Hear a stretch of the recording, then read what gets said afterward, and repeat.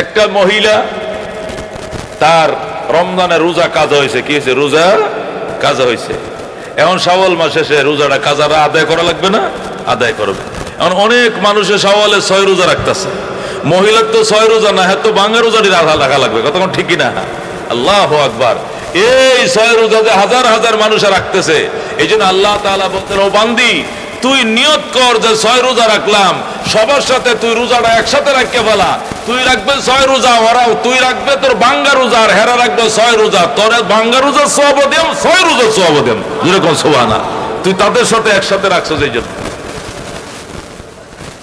সুবহানাল্লাহ। কোন মাগরিবের নামাজের পরে আওয়াবিন কমপক্ষে 6 রাকাত, উপরে 20 রাকাত। কমে কয় রাকাত? 6 রাকাত। উপরে কয় রাকাত?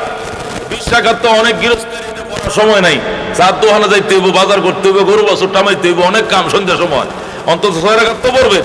আল্লাহু আকবার।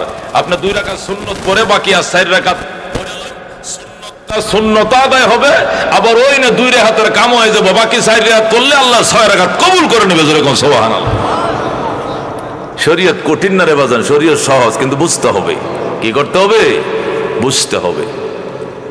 এখন রমজানের মৌসুম, কি রাখতে হবে? রোজা রাখতে হবে। আনুষ্ঠানিক ইবাদতের মূল্য বেশি। যদি কোনো কারণে আপনার রোজা নাই, অসুস্থ